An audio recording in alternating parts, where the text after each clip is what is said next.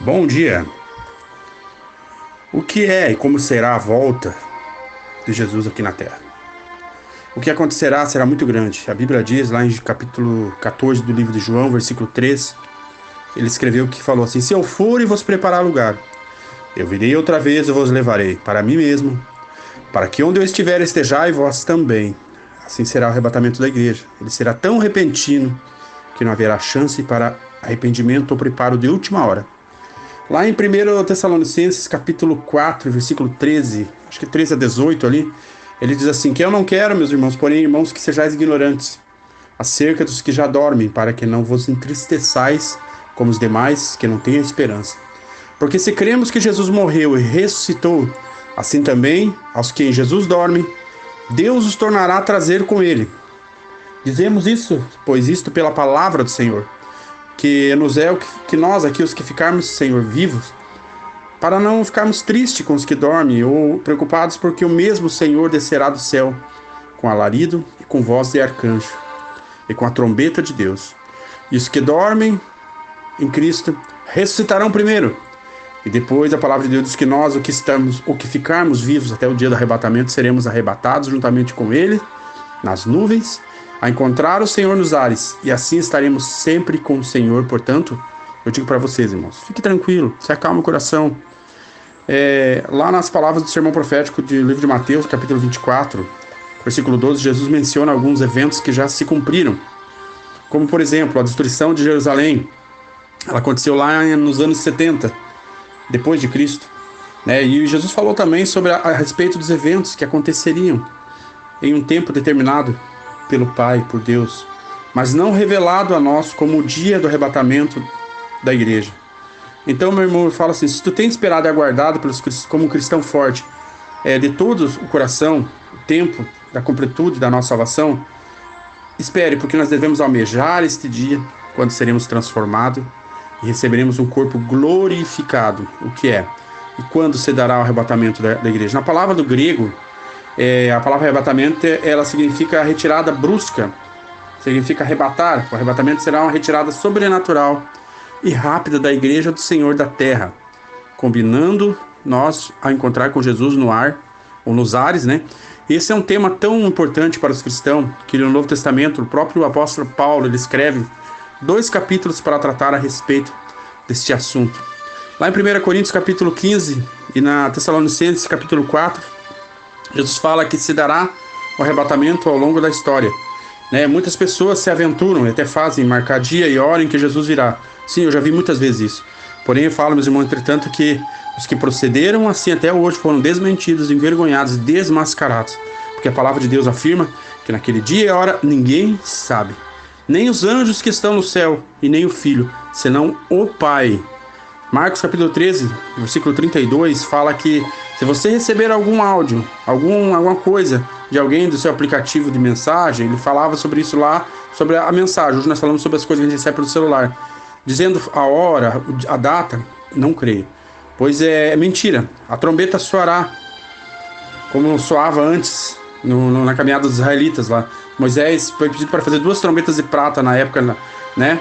Que era o símbolo da redenção. Ela seria utilizada para convocar a congregação para a partida do povo de Israel do arraial, todo dia.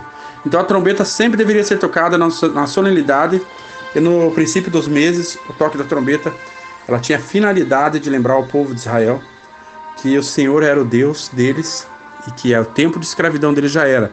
Então lá em Números capítulo 10, versículo 2, fala das 10 trombetas, né? E como nos dias de Moisés, Jesus fala em capítulo de Coríntios 15, versículo 52, assim será também como no dia de Moisés. Então a expressão no momento significa que Jesus voltará, e alguma coisa nesse tempo de falar as coisas não é real. Porque no abrir e no fechar de olhos a trombeta soará, e no toque da última trombeta na volta de Cristo, o Senhor estará convocando todo o seu povo, desde o primeiro justo que morreu até quem estiver vivo. Todos estarão prontos para serem transformados em corpo glorificado e a encontrar o Senhor Jesus no ar, ou nos ares. Nesse instante, nossos olhos terão muita alegria para todos, porque os salvos em Jesus Cristo estarão com Ele. O arrebatamento da igreja para nós crentes cristãos é a maior esperança que nós temos em Jesus. Que pela fé e a esperança, certeza de que o arrebatamento pode acontecer a qualquer momento. Por isso, o crente, o cristão fiel, procure viver de maneira sóbria, justa e piamente, aguardando a bem-aventurada esperança e o aparecimento da glória do grande Deus e o nosso Senhor Jesus Cristo. Falou isso muitas vezes, dizendo que nós temos a certeza e a esperança de que Jesus vai voltar e vai nos levar a viver com Ele. Assim como no Simeão, que era um homem justo e temente a Deus, que durante anos aguardava a promessa da consolação de ter um filho, né? Israel, lá no livro de Lucas, capítulo 2, Jesus fala: todos os salvos em Jesus Cristo serão arrebatados e no piscar de olhos transformados. Deixaremos o nosso corpo abatido, triste, doente, e receberemos um corpo glorioso, imortal e incorruptível, semelhante ao corpo do nosso próprio Senhor Jesus Cristo. Filipenses, capítulo 3, ele fala que é a chegada repentina do noivo, em continuidade ao sermão profético, né, de Mateus 24, que Jesus fala que Jesus contou da parábola das 10 virgens da época, né?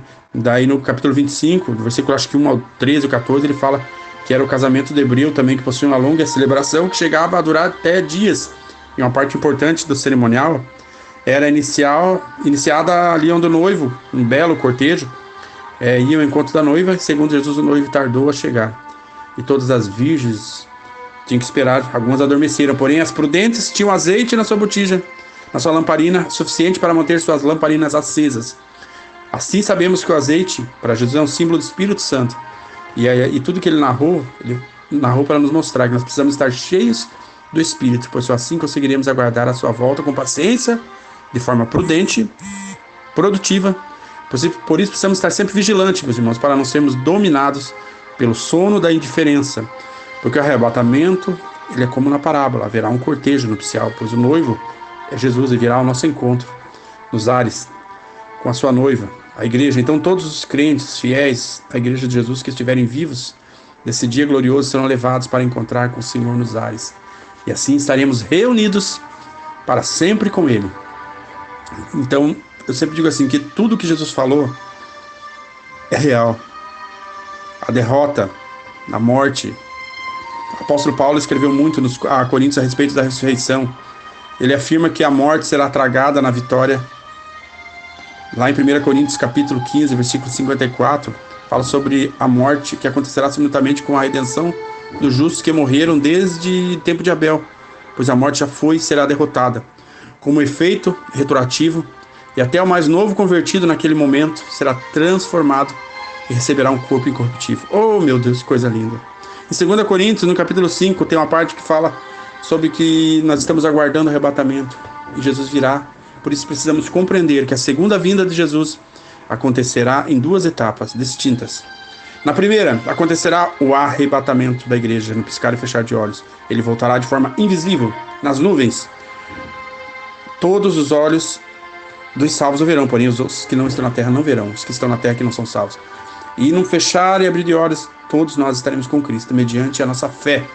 Segunda etapa, acontecerá no fim da grande tribulação, e desta vez todos verão Ele com os olhos carnais, acompanhado dos crentes salvos que foram arrebatados na segunda etapa.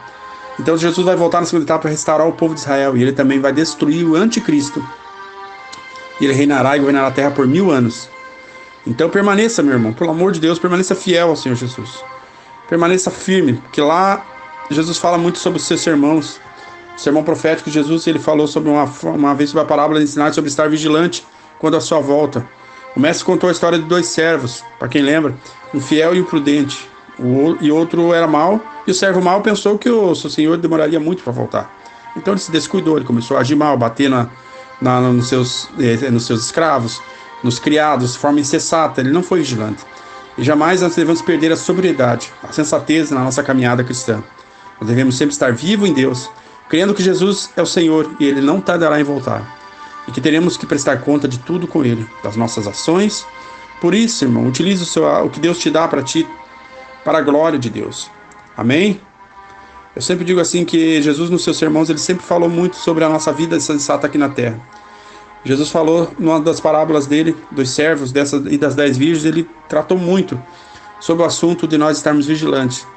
vigilantes para estar com Jesus. Ser fiel em tudo, nas nossas coisas financeiras, na nossa fé espiritual. Aquele que gosta de dizimar, que gosta de ofertar, oferte de coração para Jesus. Porque aquele que oferta de coração para Jesus, ele ajuda a obra de Deus. Tem gente que é contra ofertar, é contra pagar o dízimo, mas Jesus fala: dai o que é de César a César e o que é de Deus a Deus. O que Jesus fala com essa forma? Que nós não devemos ficar com aquilo que é de Deus. E não devemos também jamais guardar os nossos talentos sem utilizá-los, que é a palavra de Deus, que nós temos a Bíblia, temos o dom da palavra. Devemos falar às pessoas: Jesus está voltando. Ele voltará em glória. Ele nos consolará para o seu poder e glória. Amém? Inscreva-se no meu canal, ative as notificações e me ajude a levar a palavra de Deus.